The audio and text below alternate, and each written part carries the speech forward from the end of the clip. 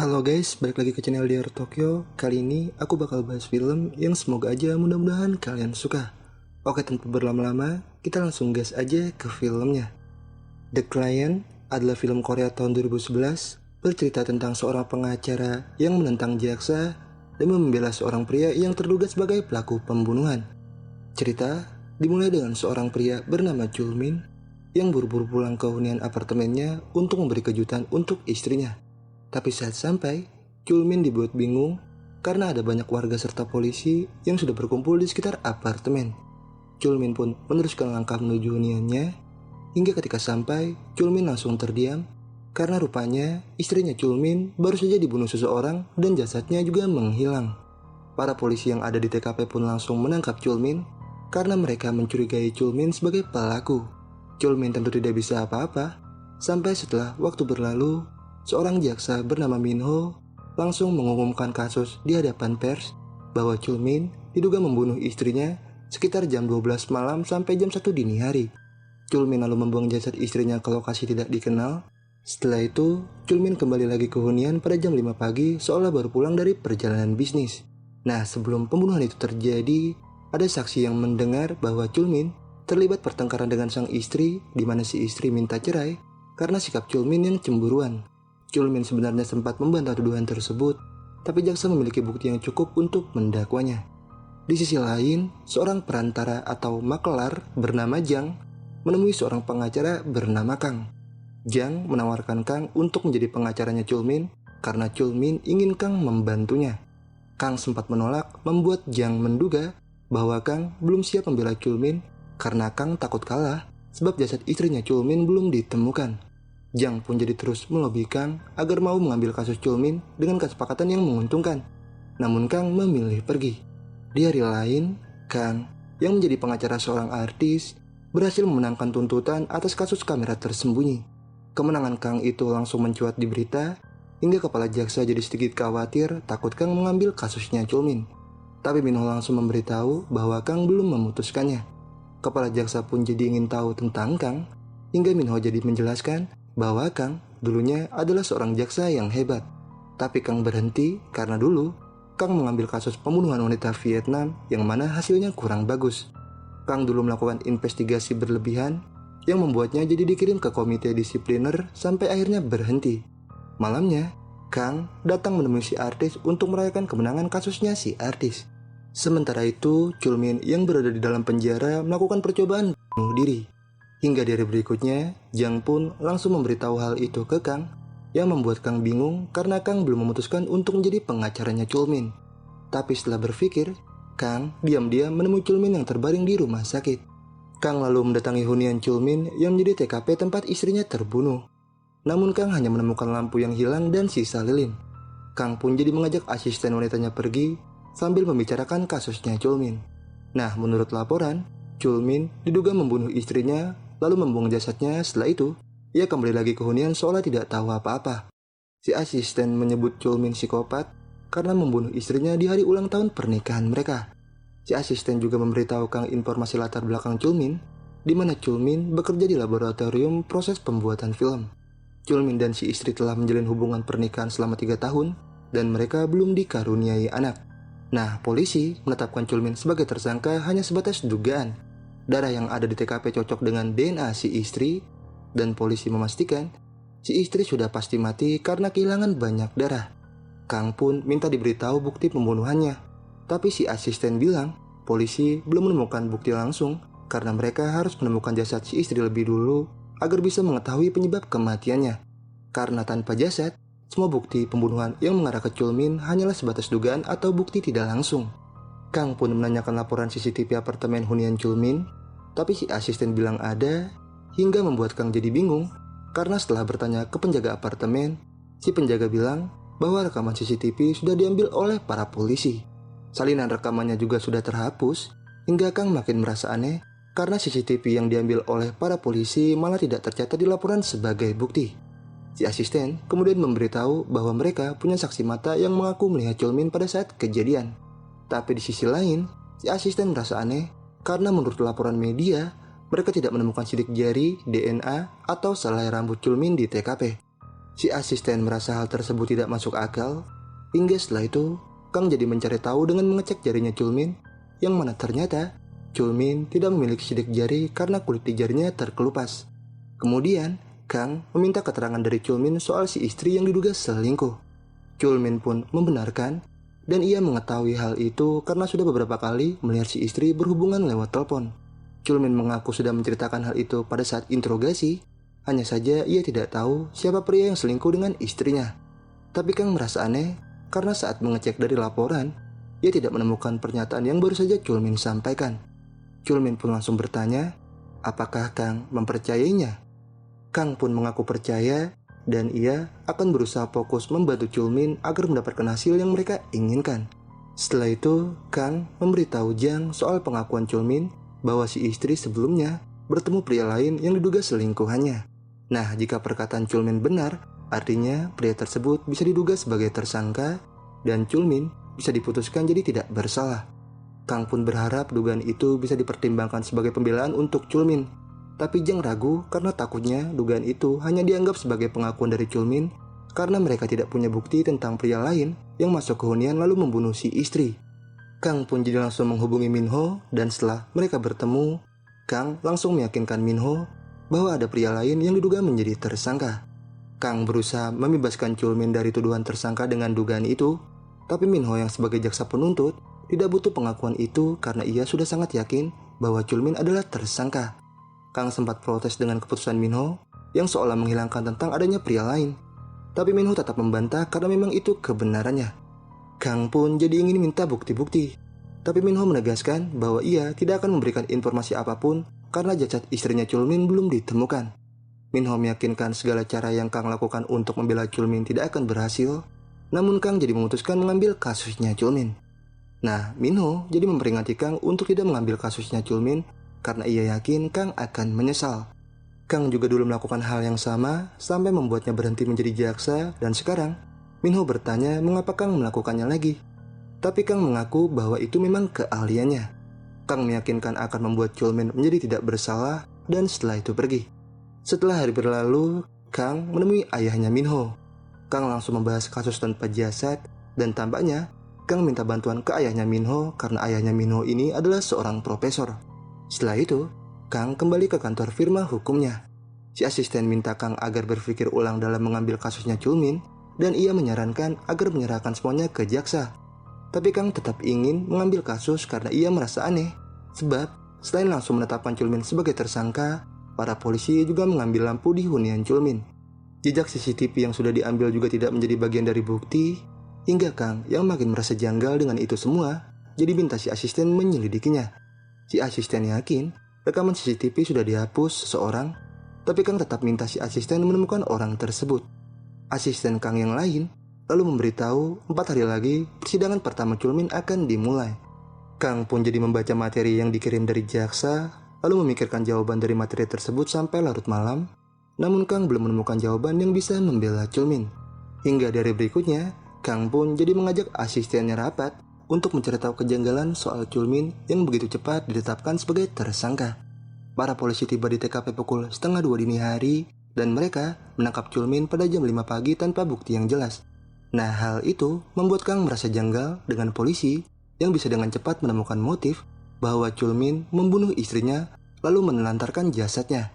Kang yang merasa petunjuknya ada di CCTV pun jadi minta asisten mencari tahu siapa polisi yang mengambil CCTV dan juga lampu. Kang juga minta si asisten menemui saksi yang tinggal di bawah hunian Chulmin karena sebelum melapor polisi, saksi tersebut mengaku melihat Chulmin. Mereka harus memastikan kebenaran perkataan saksi tersebut. Setelah itu, barulah mereka menemui ibu mertuanya Chulmin karena 3 hari sebelum si istri tewas, si istri mengadu ke si ibu bahwa Chulmin akan membunuhnya. Si ibu mertua kini masih sedih, dan di rumahnya saat ini ada kehadiran Minho. Nah, yang mereka dengar, hubungan Chulmin dan si ibu mertua sudah tidak bagus dari sebelum Chulmin menikah dengan anaknya. Waktu mereka pun tidak banyak hingga Kang dan asisten jadi langsung pergi memanfaatkan sisa waktu untuk mencari tahu semuanya. Singkatnya, Kang yang sudah mendapat informasi lalu menemui Jiang. Kang menjelaskan pada saat malam kejadian, Chulmin mengendarai mobil melalui jalan raya dan bukan jalan tol. Chulmin ingin kembali ke hunian, tapi ia melewati jalan masuk dan ia malah menabrak pagar akibat kelelahan bekerja. Chulmin malam itu pingsan dan Kang menduga Chulmin pingsan selama 3 jam lebih karena setelah itu polisi baru menangkap Chulmin jam 5 pagi. Kang pun langsung menunjukkan beberapa lokasi jalan yang dilalui Chulmin. Kang menyuruh Jiang menyisir jalan tersebut untuk menemukan saksi, atau jika tidak, mereka harus menemukan lokasi Chulmin mengalami kecelakaan agar mereka punya alibi untuk membela Chulmin di persidangan. Jiang sempat ragu, ia merasa tidak mudah menemukan saksi dan lokasi kecelakaan karena 3 hari lagi persidangan akan berlangsung. Tapi Kang memberitahu sidang akan ditunda karena kini asistennya Kang sudah memberikan surat permohonan penundaan sidang yang langsung diantar oleh kurir. Nah, di waktu yang sama, kepala jaksa diam-diam menemui hakim. Kepala jaksa minta hakim untuk mempercepat persidangan Chulmin sebelum Chulmin mengajukan permohonan penundaan sidang. Namun hal itu terlambat karena asisten kepala jaksa yang tiba-tiba datang langsung memberitahu bahwa sidang telah ditunda dalam 2 minggu ke depan. Chulmin meminta sidang juri dan Kang jadi langsung minta Jiang melakukan penyelidikan sesuai yang sebelumnya ia perintahkan. Sementara Minho yang mendengar kabar Chulmin meminta sidang juri langsung memberitahu ibu mertuanya Chulmin. Minho yakin akan ada banyak orang yang mengganggu si ibu ke depannya, tapi si ibu mempercayai Minho dan ia berharap Minho bisa memenangkan kasus demi putrinya. Di sisi lain, Jiang kini berada di tempat kerjanya Chulmin, di mana Chulmin ini bekerja membuat properti mayat yang digunakan untuk proses pembuatan film. Jiang pun minta informasi dari rekan kerjanya Chulmin soal keberadaan Chulmin pada saat malam kejadian. Si rekan pun menjelaskan Chulmin pergi sekitar jam 10 malam dan tanpa terburu-buru. Si rekan merasa tidak ada yang aneh dari sikap Chulmin, membuat Jiang jadi pergi untuk lanjut mencari lokasi tempat Chulmin kecelakaan. Tapi rekan kerjanya Chulmin yang baru mengingat sesuatu jadi memanggil Jiang dan langsung memberitahu bahwa setelah Chulmin pergi ada properti mayat yang menghilang, di mana properti mayat itu ternyata berada di bagasi mobil seseorang. Di hari berikutnya, Kang kembali mendatangi TKP lalu bertanya pada penjaga apartemen tentang keberadaan saksi yang melapor polisi pada saat kejadian. Kang tahu saksi itu tinggal di bawah hunian Chulmin, tapi yang si penjaga tahu si saksi sepertinya sudah pulang ke kampung halamannya. Si penjaga tidak tahu kapan si saksi kembali dan Kang langsung bertanya mengapa pada saat malam kejadian si penjaga tidak berada di posnya. Si penjaga pun mengaku malam itu dirinya ditelepon seseorang. Si penjaga jadi meninggalkan pos dan langsung ke parkiran yang sedang kacau karena alarm semua mobil tiba-tiba menyala. Kejadian tersebut terjadi tengah malam dan si penjaga juga tidak tahu siapa yang menelpon, tapi ia sempat melihat bayangan hitam. Kang pun jadi minta diberitahu lokasi perusahaan CCTV. Hingga setelah diberitahu, Kang langsung minta CCTV ke pegawai perusahaan. Tapi si pegawai memberitahu CCTV yang Kang minta sudah diambil oleh detektif bernama Lee pada jam 1:30 kurang. Kang yang mendengar itu pun jadi merasa aneh, karena di jam itu harusnya para polisi baru tiba di TKP hunian Chulmin. Tapi si pegawai meyakinkan, hingga Kang yang menduga detektif Lee telah menyingkirkan CCTV sebelum para polisi datang ke TKP pun, jadi langsung minta asisten untuk mencari detektif Lee. Si asisten pun menurut dan langsung menanyakan keberadaan detektif Lee ke rekan kerjanya. Namun si asisten diabaikan. Sementara Jiang kini mencari informasi dari polisi lalu lintas, di mana polisi ini sebelumnya mendapat laporan bahwa ada mobil yang membawa mayat. Si polisi bersama rekannya pun langsung menghentikan pengemudi mobil tersebut untuk mengeceknya. Tapi saat mengecek, si pengemudi langsung melawan dan si rekan polisi jadi langsung melepaskan si pengemudi karena yang dibawa oleh si pengemudi rupanya hanya properti mayat. Jiang pun jadi menanyakan ciri-ciri mobil yang membawa mayat, namun si polisi menyebut plat mobilnya tidak terdaftar. Kembali ke Kang, kini ia mendatangi Chulmin lalu memberikan foto Chulmin bersama istrinya. Foto tersebut berlatar belakang di sebuah bendungan, dan Chulmin mengaku foto tersebut diambil di hari ia melamar si istri. Kang pun bertanya, apakah Chulmin membenci si istri karena perselingkuhannya? Namun Chulmin malah bertanya balik, apakah dirinya harus membuat pernyataan? Kang pun tidak memaksa, karena hal itu tidak menguntungkan Chulmin. Chulmin berhak diam, namun Chulmin merasa jika ia diam, juri sidang akan mencurigainya. Chulmin pun memilih untuk mendengarkan Kang. Sementara Minho kini membawa lilin yang sebelumnya ada di TKP hunian Chulmin. Ada beberapa lilin yang meleleh sudah hampir habis, namun ada satu lilin yang dinyalakan tapi masih tersisa. Nah, Minho menduga lilin yang tersisa itu dinyalakan oleh Chulmin setelah membunuh si istri. Minho bertekad akan membuktikan bahwa Chulmin sempat pulang ke hunian dan menyalakan lilin tersebut. Tapi di sisinya Kang, justru ia menduga yang menyalakan lilin adalah si istri atau orang lain. Namun semua itu belum bisa dipastikan, hingga Kang yang bersama si asisten jadi langsung menyalakan lilin yang sudah ia beri tanda untuk mengetahui pukul berapa lilin tersebut dinyalakan. Sementara Jiang kini menanyakan seorang pria pemilik warung tentang kecelakaan 2 bulan lalu di sekitar jalan tersebut. Tapi si pria malah marah dan mengusir Jiang, membuat Jiang hanya bisa meninggalkan nomor ponselnya. Jiang ingin pergi, dan sebelum itu, ia menyapa anak pemilik warung yang jalannya terlihat pincang. Tapi si anak tidak menjawab sama sekali, hingga kemudian Jiang langsung menghubungi Kang lalu melaporkan hasil penyelidikannya. Jiang menjelaskan jika ia kesulitan menemukan saksi serta lokasi Chulmin kecelakaan. Jiang hanya mendapat informasi aneh tentang sebuah mobil yang membawa properti mayat, hanya saja plat mobil tersebut tidak terdaftar. Kang pun jadi menduga mungkin pengemudi mobil tersebut tertangkap kamera CCTV, karena CCTV sengaja diambil oleh detektif Lee dari sebelum para polisi datang ke TKP. Itu artinya, pasti ada seseorang yang bisa saja menjadi pelaku di rekaman CCTV tersebut. Kang jadi yakin detektif Lee pasti diperintah seseorang untuk mengambil rekaman CCTV. Singkatnya, hari persidangan pertama Chulmin dimulai. Para juri juga sudah datang. Setelah itu, Minho yang sebagai jaksa penuntut langsung menanyakan dokter forensik tentang darah yang mereka temukan di TKP. Dokter pun menjelaskan bahwa mereka menemukan 3 liter darah istrinya Chulmin di TKP. Mereka tidak membutuhkan jasad si istri, karena dengan darah yang keluar sebanyak itu, mereka bisa memastikan bahwa si istri sudah pasti mati. Dokter juga hanya menemukan DNA Chulmin dan si istri di TKP, hingga hal itu semakin menguatkan keyakinan Minho bahwa tidak ada tanda-tanda kehadiran orang lain di TKP. Dokter yakin Chulmin adalah satu-satunya tersangka, namun Kang yang keberatan langsung bersuara.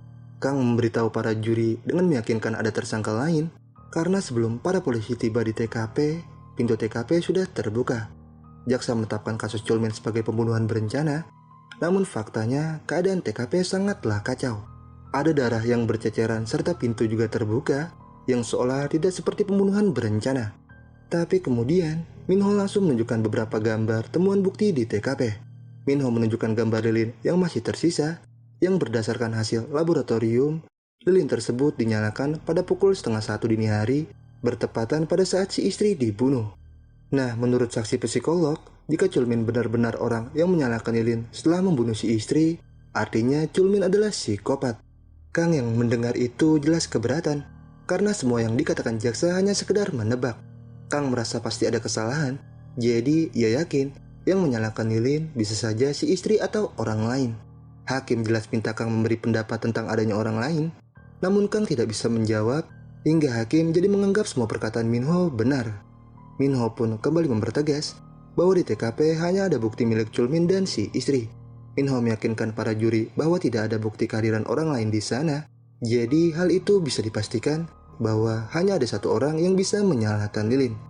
Setelah hari berlalu, Kang menemui rekan kerjanya istrinya Chulmin untuk minta informasi. Rekan si istri pun langsung menjelaskan bahwa sebelum meninggal si istri terlihat sangat depresi. Si istri seperti sedang memiliki masalah, hingga Kang jadi bertanya apakah semua itu akibat ibunya. Rekan si istri pun membenarkan bahwa sebelumnya ibunya si istri memang sangat menentang pernikahan si istri dengan Chulmin. Kang lalu bertanya soal perselingkuhan si istri, namun rekan si istri menjelaskan bahwa si istri tidak pernah selingkuh. Si rekan meyakinkan bahwa si istri sangat mencintai Chulmin. Hanya saja, Chulmin yang cemburuan malah membuat si istri jadi mengunjungi psikiater. Setelah mendapat informasi, Kang pun langsung minta Jiang mencari psikiater yang si istri kunjungi. Kang juga memberitahu Jiang informasi soal Chulmin, bahwa sebulan yang lalu, Chulmin menghilang selama 3 hari saat sedang melakukan perjalanan bisnis, yang berdasarkan informasi dari rekannya, keadaan Chulmin saat itu sedang kacau. Sementara Minho yang berada di kantor, kini diam-diam menyaksikan rekaman CCTV yang sebelumnya diambil oleh detektif Lee, di mana di rekaman tersebut rupanya memang terlihat ada seorang pria yang datang ke hunian Chulmin pada saat kejadian. Namun sekarang, Minho langsung menghapus rekaman itu ketika kepala jaksa datang.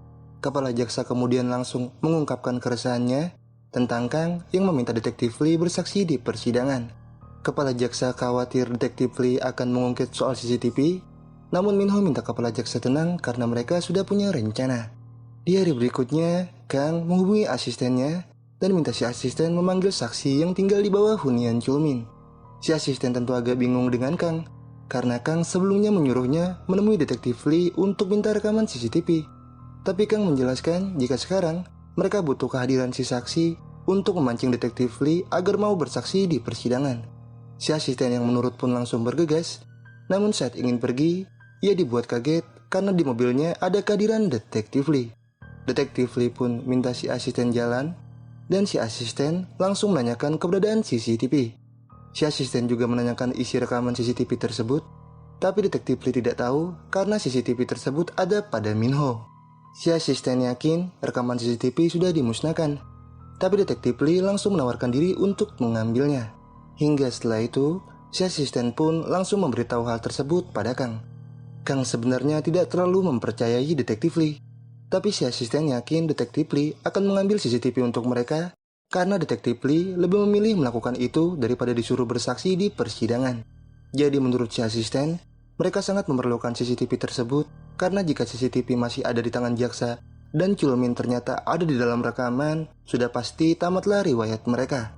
Kang pun jadi mengurungkan niatnya memanggil saksi, hingga Minho yang mendengar kabar itu jadi langsung menghubungi seseorang. Dan di hari berikutnya, detektif Lee yang kembali menemui si asisten langsung mengajak si asisten menjauh karena detektif Lee sadar mereka sedang diikuti oleh orang suruhannya Minho. Situasi mereka sekarang cukup sulit dan detektif Lee jadi merasa tidak bisa mengambil CCTV. Si asisten tentu kesal, namun detektif Lee tidak bisa apa-apa. Sementara Minho kini mendatangi rumah sakit karena Chulmin baru saja dilarikan ke sana setelah diajar narapidana lain. Kang pun memungut foto Chulmin bersama si istri. Hingga setelah itu, Kang kembali bersama si asisten. Mereka berdua tampak kebingungan karena sebelumnya detektif Lee tidak bisa mengambil CCTV. Si asisten pun menyarankan agar Kang membiayai anak jaksa yang sedang sakit, karena dengan begitu mereka akan mendapatkan CCTV. Mereka tidak punya cara lain selain menyogok jaksa tersebut, tapi Kang langsung menolak keras karena cara tersebut ilegal. Si asisten pun kesal balik karena ia merasa sekarang bukan waktunya memilih. Mereka harus mendapatkan CCTV itu. Tapi Kang tetap menolak dan menyuruh si asisten membawa detektif Lee bersaksi ke persidangan. Si asisten tentu merasa hal itu percuma, karena jika Chulmin ada di dalam rekaman, kesaksian detektif Lee tidak akan berguna. Tapi Kang akan tetap melawan apapun situasinya, dan ia minta si asisten untuk tidak menemui detektif Lee lagi setelah itu pergi. Malamnya, Minho yang ingin menemui seseorang seketika teringat tentang kasus pembunuhan wanita SMA di barat laut. Minho terdiam sejenak mengingat itu. Sampai tak lama, seseorang yang ingin ia temui akhirnya datang. Setelah itu, Kang juga kembali ke hunian. Tapi saat ingin membuka pintu, Kang merasa aneh karena pintunya sudah terbuka. Kang pun masuk ke dalam, dan ia menemukan berkas yang saat dibuka, berkas tersebut berisi tentang kasus pembunuhan wanita SMA di barat laut. Hingga setelah membaca berkas itu, Kang pun langsung menemui Jang untuk memberikan berkas itu. Kang lalu menjelaskan, berkas tersebut berisi kasus pembunuhan di barat laut, di mana korbannya adalah seorang wanita. Wanita tersebut sebelumnya diperkosa, dan setelah itu dibunuh dengan sangat brutal. Namun polisi yang menyelidiki cukup kesulitan menemukan pelaku, karena si pelaku tidak meninggalkan jejak apapun di lokasi kejadian. Para polisi yang takut kejadian tersebut terulang lagi pun, jadi melakukan penyelidikan dalam skala besar sampai melibatkan masyarakat. Polisi akan memberikan hadiah bagi siapapun yang bisa menangkap pelaku. Namun sayangnya hal tersebut tidak berhasil. Tapi saat penyelidikan, polisi sempat menangkap seseorang yang dicurigai sebagai pelaku. Polisi pun menginterogasinya selama 3 hari, namun karena kurangnya bukti, seseorang itu dibebaskan. Nah, seseorang yang polisi yakini sebagai pelaku itu ternyata Chulmin. Jadi, Chulmin yang sebelumnya dikatakan menghilang selama 3 hari, sebenarnya bukan melakukan perjalanan bisnis, melainkan sedang diinterogasi. Jang pun ingin tahu siapa orang yang mengirim berkas itu. Tapi Kang tidak tahu, karena sebenarnya yang mengirim berkas tersebut adalah seorang polisi yang saat ini ditemui Minho. Nah, polisi itu bernama Detektif So. Detektif So mengaku mengirim berkas tersebut agar Kang mengetahui siapa Chulmin sebenarnya. Tapi Minho merasa hal itu percuma, karena yang ia inginkan adalah kesaksian Detektif So di persidangan. Minho sangat ingin memenangkan persidangan kasusnya Chulmin. Hanya saja, jika Detektif So bersaksi, Detektif So tidak akan bisa lagi menjadi polisi.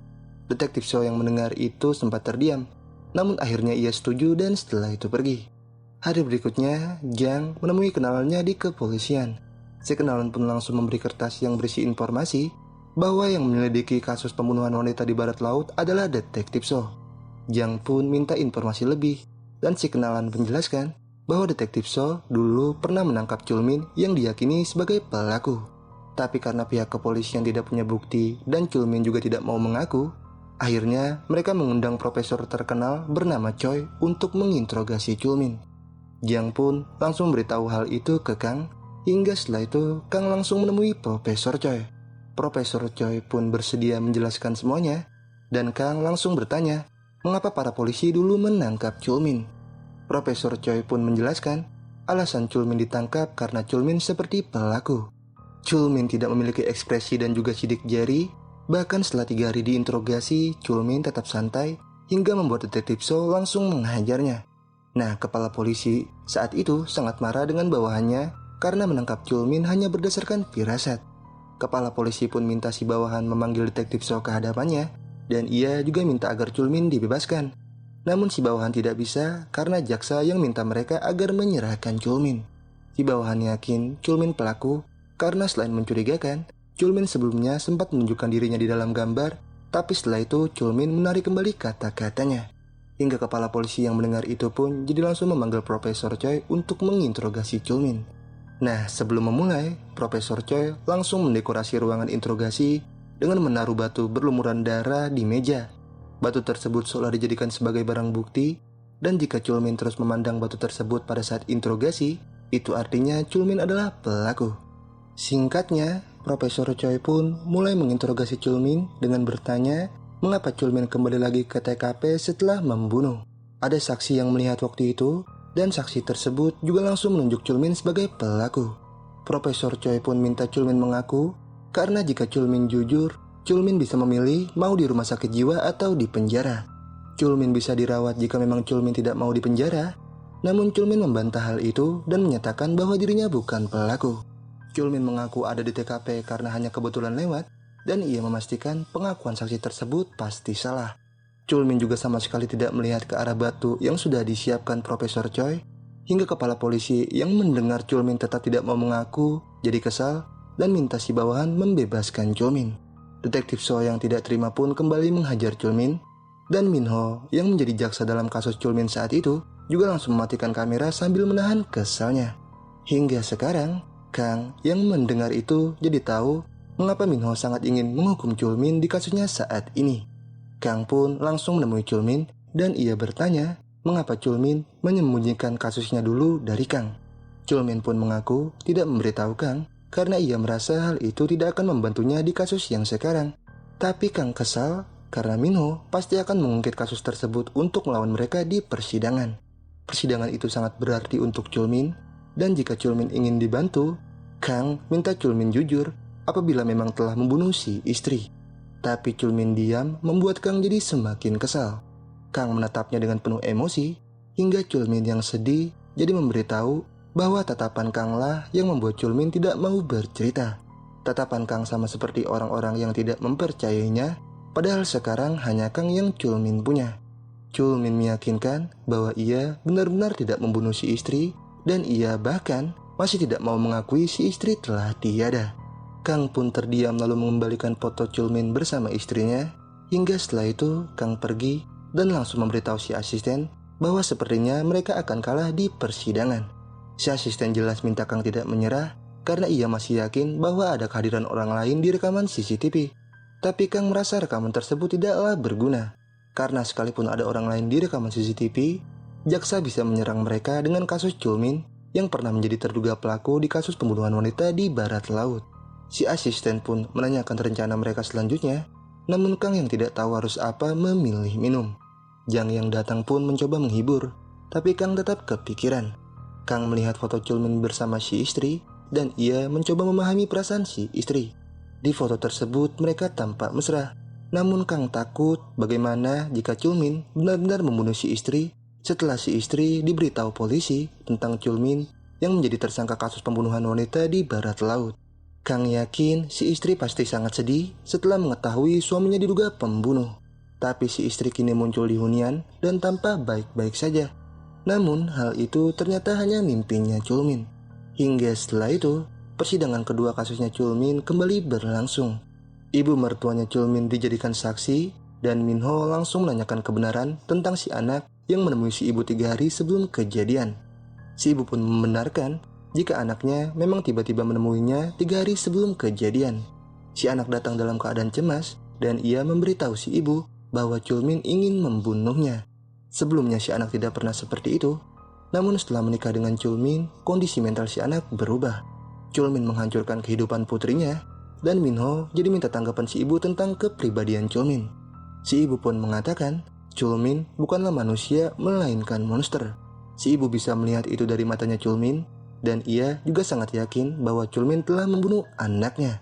Kang jelas bertanya, mengapa si ibu tidak menghubungi polisi? Si ibu sebenarnya punya waktu 3 hari untuk meminta pertolongan demi keselamatan anaknya. Tapi si ibu mengaku saat itu ia dalam keadaan syok. Si ibu sebenarnya ingin menenangkan si anak, namun si ibu takut hal tersebut malah akan membuat kondisi mental si anak semakin memburuk.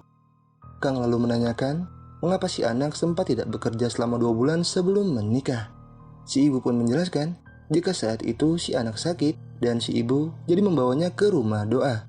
Kang tentu heran. Padahal jika si anak sakit, harusnya si ibu membawanya ke rumah sakit. Tapi si ibu mengaku, alasan ia membawanya ke rumah doa karena si anak harus berdoa sebab pikiran si anak saat itu sedang sakit.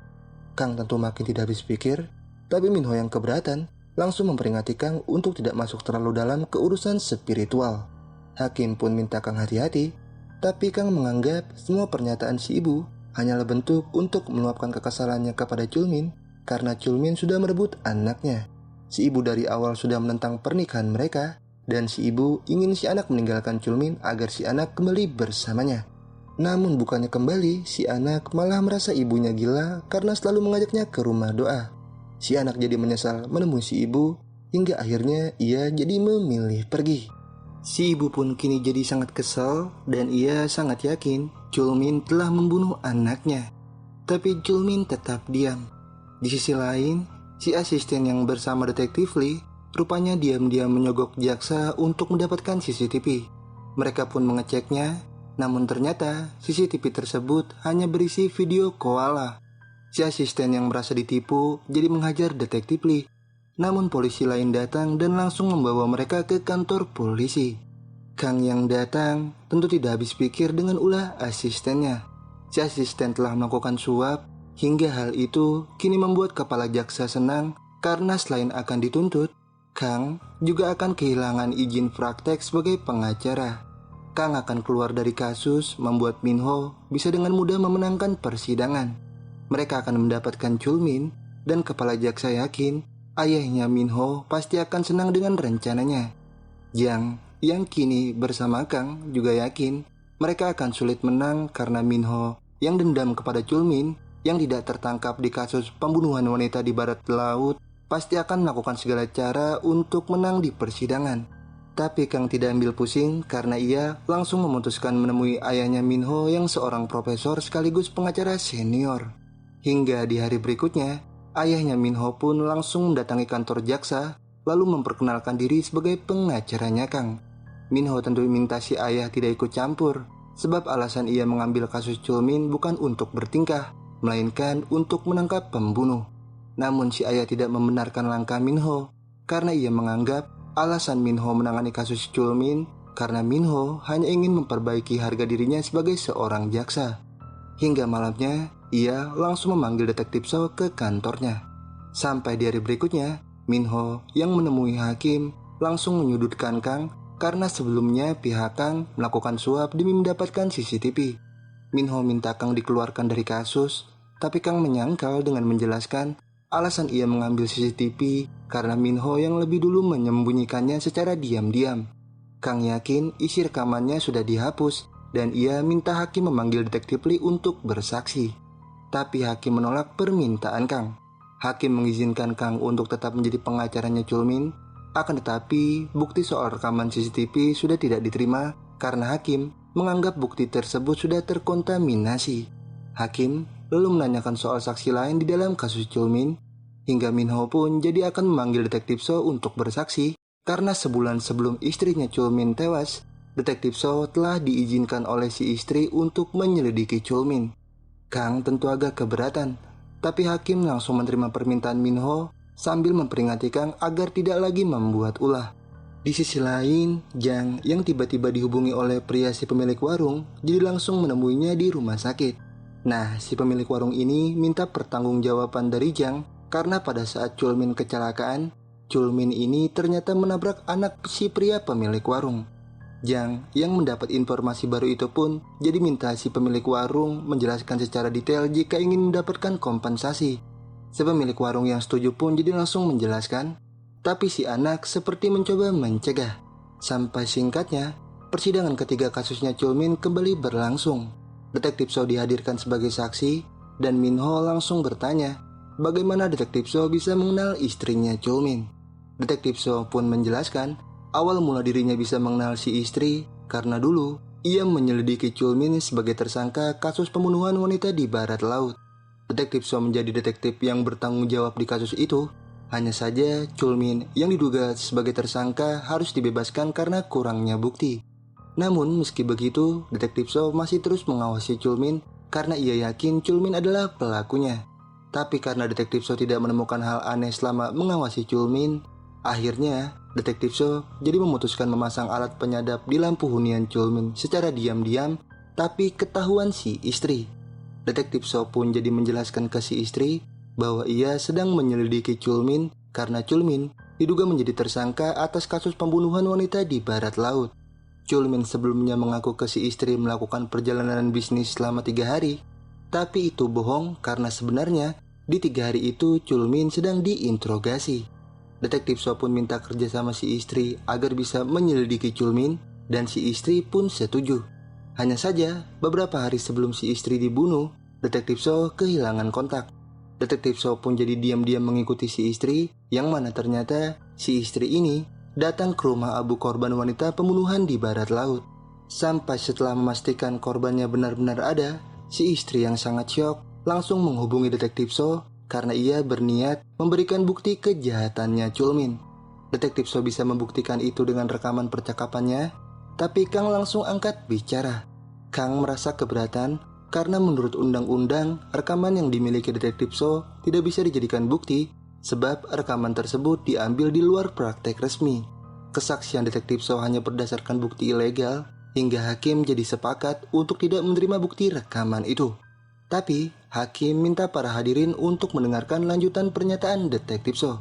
Nah, jadi pada saat si istri ingin memberikan bukti kejahatan Chulmin, si istri secara tiba-tiba melakukan perjalanan bisnis. Namun anehnya, dalam waktu singkat, si istri sudah kembali lagi ke Seoul. Detektif So yang merasa janggal pun jadi mengikuti, sampai sebelumnya ia sempat dikejar polisi karena diduga membawa jasad padahal hanya sebuah manekin. Tapi akhirnya, Detektif So berhasil tiba di apartemen dan kebetulan terekam CCTV. Namun setelah masuk ke hunian Chulmin, Detektif So terpaku karena yang ada di sana ternyata hanya serakan darah di kasur tanpa kehadiran si istri. Detektif So yang sadar si istri sudah dibunuh jadi langsung menghubungi polisi. Sampai 30 menit setelah itu para polisi pun datang. Dan setelah kejadian itu, Detektif So sekarang masih merasa bersalah karena terlambat menyelamatkan si istri. Rasa kegagalan yang masih terus menyelimuti akhirnya membuatnya memutuskan berhenti menjadi polisi. Minho pun jadi langsung menyimpulkan di hadapan juri bahwa alasan si istri dibunuh karena si istri punya bukti kejahatan suaminya sendiri yang tidak lain adalah Chulmin. Motif tersebut sudah sangat jelas hingga Minho minta para juri memantapkan keputusan bahwa Chulmin adalah pelaku.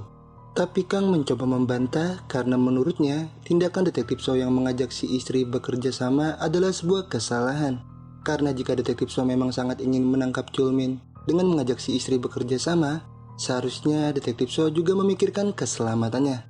Tapi yang ada di kepala Detektif So hanyalah menangkap Chulmin atas tuduhan tanpa bukti. Kang yakin si istri pasti menderita, sebab istri mana yang tidak hancur ketika mendengar suaminya dituduh sebagai pembunuh tanpa bukti yang belum jelas. Yang bisa dilayangkan hanya dugaan tanpa bukti, membuat Kang jadi menganggap Detektif So dan Minho tidak ada bedanya. Minho yang tak terima Detektif So disudutkan oleh Kang pun minta hakim memperingati Kang.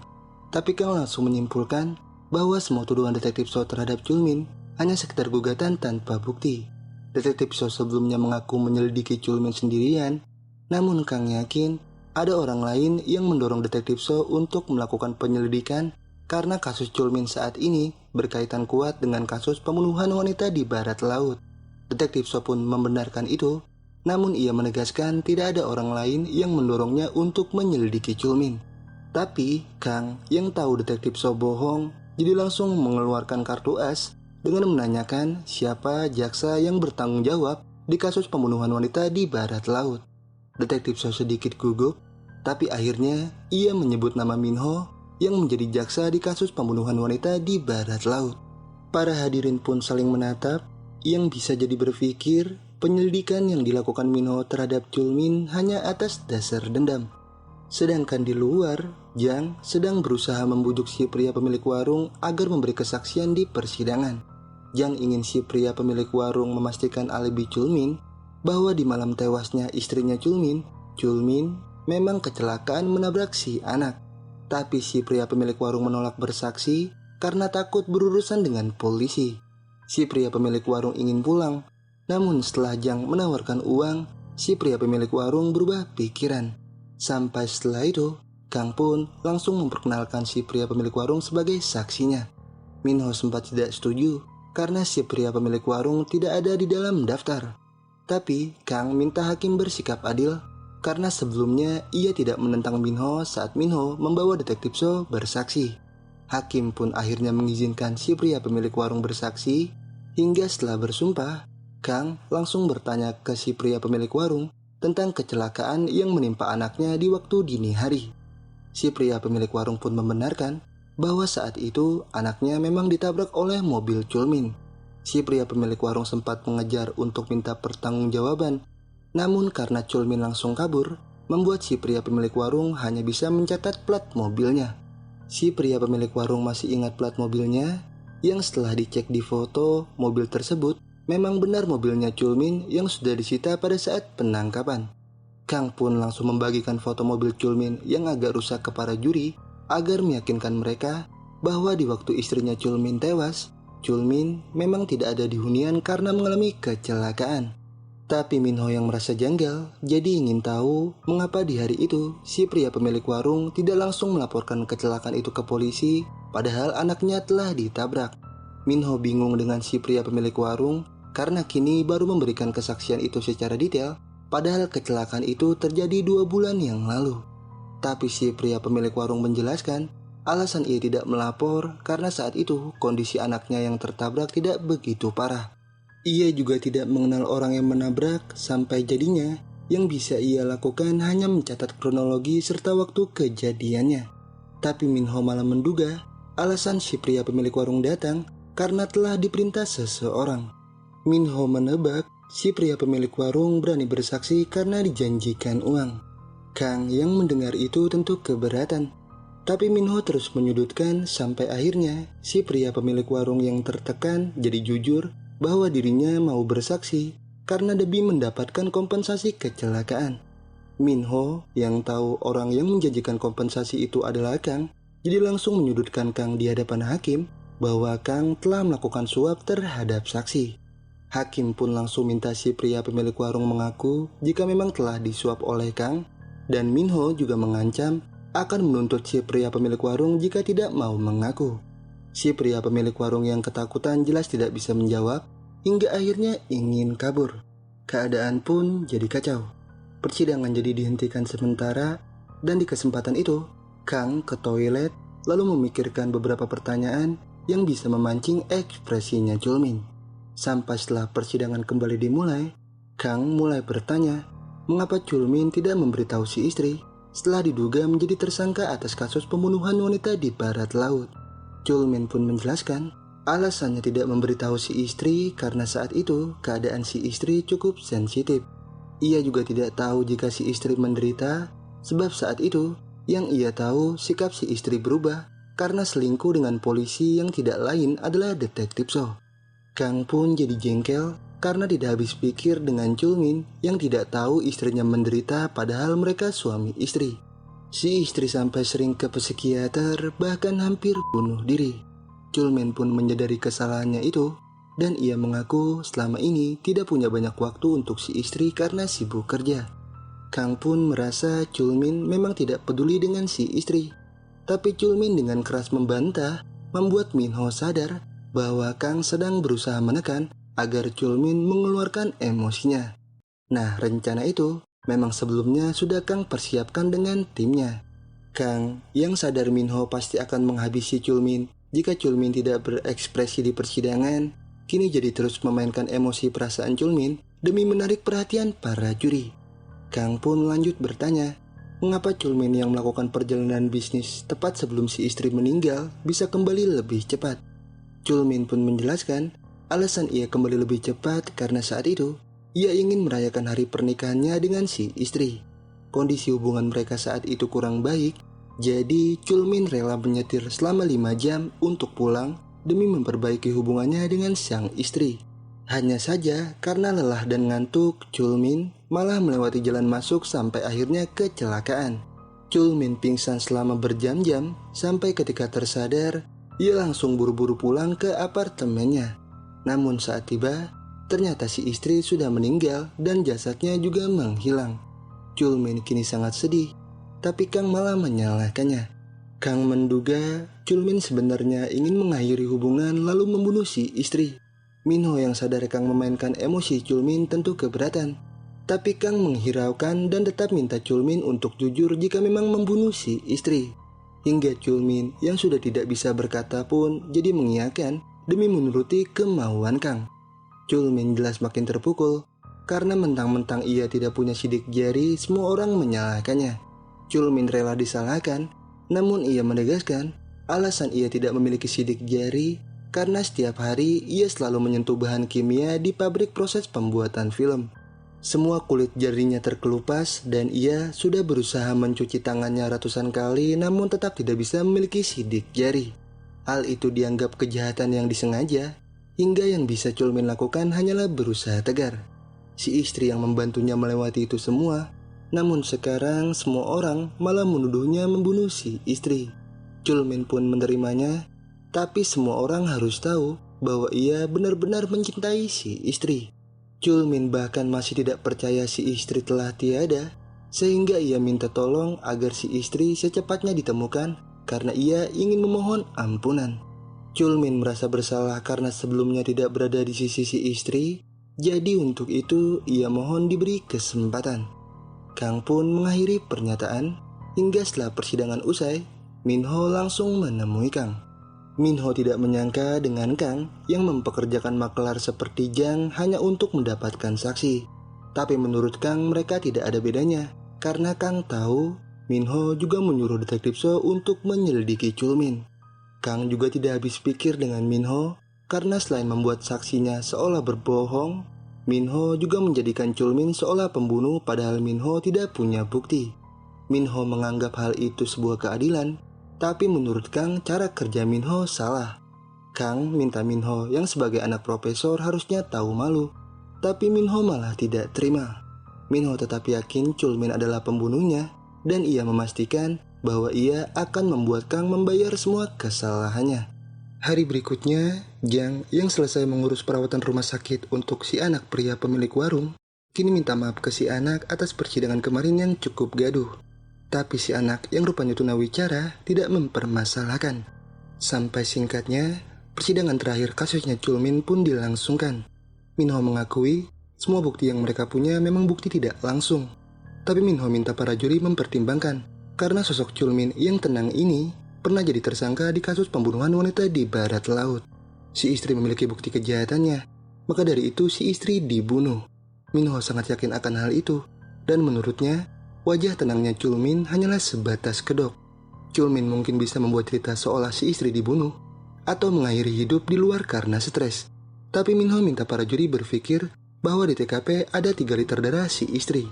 Si istri sudah pasti tidak bernadi, dan Minho yakin satu-satunya pelaku hanyalah Chulmin. Minho menegaskan ke para juri bahwa ia hanya minta keadilan, dan keadilan yang ia maksud adalah dengan menghukum Chulmin. Walaupun semua bukti yang mengarah ke Chulmin adalah bukti tidak langsung, Tapi Minho yakin Chulmin adalah satu-satunya pelaku. Jadi, demi menjunjung keadilan, mereka harus menghukum Chulmin agar kedepannya tidak ada orang lain lagi yang terbunuh. Minho pun mengakhiri pernyataan, sampai setelah itu tibalah gilirannya Kang. Kang pun langsung menegaskan kepada juri bahwa semua tuduhan Minho kepada Chulmin hanya berdasarkan bukti tidak langsung. Detektif So juga sebelumnya sangat yakin menuduh Chulmin membunuh si istri, tapi sampai saat ini hal itu belum bisa dibuktikan karena Kang sadar semua tuduhan itu hanyalah sebatas prasangka yang dibangun Minho bersama pihaknya. Kang pun mengakui bahwa kepribadian Chulmin memang tidak seperti manusia pada umumnya. Tapi Kang minta para juri membuka mata, sebab jangan hanya karena hal itu mereka bisa menuduh Chulmin tanpa bukti seperti yang dilakukan jaksa. Dalam diri manusia pasti punya keraguan, dan sekarang Kang minta para juri agar menggunakan keraguan itu untuk menanggapi pernyataannya Minho. Minho sebelumnya mengatakan Chulmin membunuh si istri, namun sampai sekarang jasadnya belum ditemukan. Bisa jadi si istri belum meninggal, hingga Kang langsung membuktikan pernyataannya itu dengan minta para hadirin melihat ke arah pintu, karena dalam hitungan 1-3 si istri akan muncul. Tapi setelah 1-2-3, ternyata si istri tidaklah muncul. Para hadirin pun terdiam, padahal Kang hanya sekedar menguji. Semua mata terbukti melihat ke arah pintu, yang artinya di antara mereka masih meragukan kebenaran tentang kematian si istri. Kang pun berharap semoga Chulmin diputuskan tidak bersalah. Sampai setelah itu, Kang mengakhiri pernyataan. Nah, di waktu yang sama, Jiang menuju lokasi tempat Chulmin kecelakaan sambil diberitahu anak si pria pemilik warung. Jiang pun melewati bendungan yang tampak tidak asing baginya. Sampai setelah diingat, Jiang pun terdiam karena menyadari sesuatu. Jiang pun langsung menghubungi Kang, namun Kang mengabaikan karena hakim kini membacakan putusan sidang. Hakim pun mulai menjelaskan bahwa dalam kasusnya Chulmin, para juri tidak mencapai mufakat. Hakim sudah memikirkan kasus tersebut secara mendalam, namun yang jadi permasalahan tidak adanya jasad serta senjata pembunuhan. Semua bukti yang Minho bawa hanyalah bukti tidak langsung, jadi hakim tidak bisa sembarangan menetapkan Chulmin sebagai pembunuhnya. Minho harus memiliki bukti langsung jika memang ingin menuntut Chulmin, namun kenyataannya Minho tidak bisa menunjukkan bukti bahwa Chulmin membunuh si istri. Semua tuntutan terhadap Chulmin hanyalah sebatas prasangka, hingga hakim akhirnya jadi memutuskan Chulmin tidak bersalah. Kang yang mendengar putusan itu tentu senang, begitu juga dengan Chulmin yang sangat berterima kasih. Minho yang tidak terima pun jadi akan mengajukan banding, dan Kang juga sangat siap asalkan Minho bisa membawa bukti yang bisa disentuh. Kang tanpa percaya diri membuat Minho jadi membahas pertunjukan Kang sebelumnya, yang mana ketika Kang menyuruh semua orang melihat ke arah pintu, ternyata Chulmin menjadi satu-satunya orang yang tidak melihat ke arah pintu. Minho pun pergi setelah mengatakan itu, membuat Kang jadi kepikiran. Kang pun langsung membuka pesan dari Jiang, yang mana rupanya Jiang mengirim sebuah foto latar bendungan yang sebelumnya ia lewati. Kang awalnya bingung dengan foto tersebut, tapi setelah mengeluarkan fotonya Chulmin dengan si istri, Kang pun langsung menyadari bahwa foto bendungan yang baru saja Jiang kirimkan itu ternyata sama dengan tempat Chulmin foto bersama si istri. Kang yang tidak tenang pun jadi langsung menghubungi Jiang, hingga Jiang yang kini berada di bendungan langsung menjelaskan bahwa di malam si istri tewas, ternyata Chulmin memang sengaja datang ke bendungan karena untuk melakukan sesuatu. Lokasi bendungan itu kebetulan tidak jauh dari toko milik si pria pemilik warung, dan sekarang Jiang yang sudah mengetahui kejadian sebenarnya jadi langsung menceritakannya pada Kang. Nah, jadi pada malam saat si istri tewas, Chulmin sebenarnya tidaklah kecelakaan, karena sebenarnya si anak pria pemilik warunglah yang menabrak mobilnya Chulmin yang malam itu sedang terparkir di lokasi bendungan. Si pria pemilik warung yang takut anaknya dihukum tentu langsung menghampiri mobil Chulmin. Tapi karena saat itu Chulmin tidak ada di dalam mobil, membuat si pria pemilik warung akhirnya jadi bisa membuat cerita bohong seolah Chulmin lah yang menabrak anaknya. Ia melakukan itu untuk melindungi anaknya agar tidak dihukum. Sampai tak lama dari itu, si anak menyaksikan Chulmin muncul dari arah bendungan. Chulmin terlihat menyembunyikan pakaian yang terkena bercak darah, hingga hal itu membuat Jiang langsung bisa menyimpulkan bahwa tujuan Chulmin pergi ke bendungan itu karena untuk membuang jasad si istri. Kang jelas makin tidak tenang, sampai akhirnya ia sadar bahwa perkataan Minho tentang Chulmin yang di persidangan tidak melihat ke arah pintu rupanya memanglah benar. Sandiwara Chulmin selama ini sudah membuat Kang tertipu, sampai-sampai Kang juga tidak menyadari kebenaran tentang Chulmin yang memang menjadi pelaku di kasus pembunuhan wanita di barat laut. Ada saksi yang memang melihat Chulmin kembali ke TKP, namun ketika saksi tersebut menunjuk, Chulmin langsung kabur sambil membawa gigi milik korban wanita itu. Tidak ada penyesalan bagi Chulmin sedikit pun setelah melakukan semua pembunuhan itu. Bahkan sekarang, ia masih bisa merokok dengan santai di kasur tempat dirinya membunuh si istri. Kang pun langsung menemui Chulmin di huniannya, sekaligus menanyakan perasaannya Chulmin.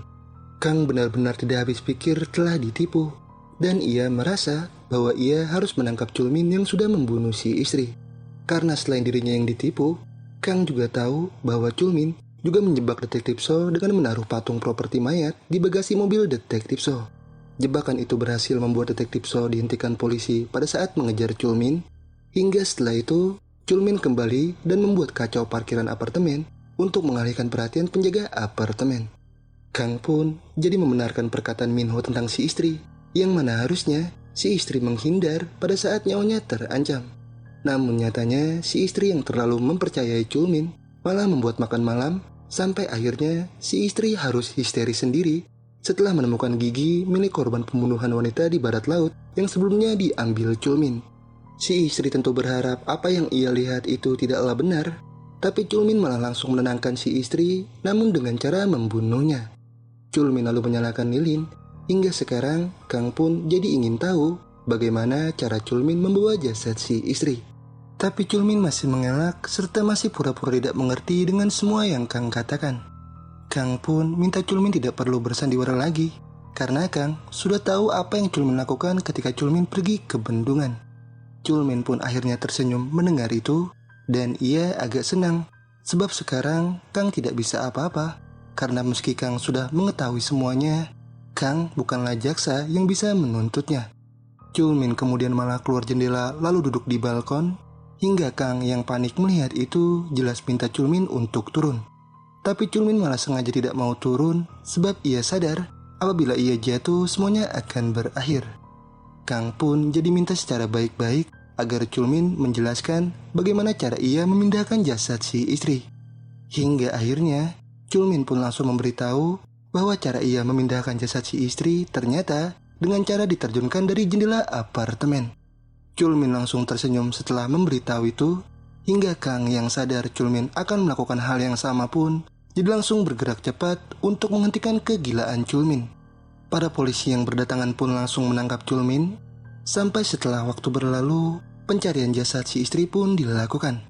Kang juga berada di lokasi, dan setelah Minho datang, Kang langsung memberikan Minho audio player yang berisi bukti semua rekaman pengakuan Chulmin. Kang melakukan itu untuk menebus kesalahannya, dan ia sudah tidak peduli meski dengan itu rahasia kliennya akan terbongkar. Minho tentu jelas berterima kasih, dan ia berharap segala kesalahpahaman di antara mereka selama ini bisa segera berakhir. Jasad si istri pun akhirnya ditemukan, hingga cerita kemudian berakhir. Dan itulah seluruh alur film The Client 2011. Terima kasih buat yang sudah menonton. Mohon maaf jika ada kesalahan dan kekurangan dalam video ini. Jangan lupa like, share, dan subscribe untuk membangun channel ini. Terima kasih, see you next video.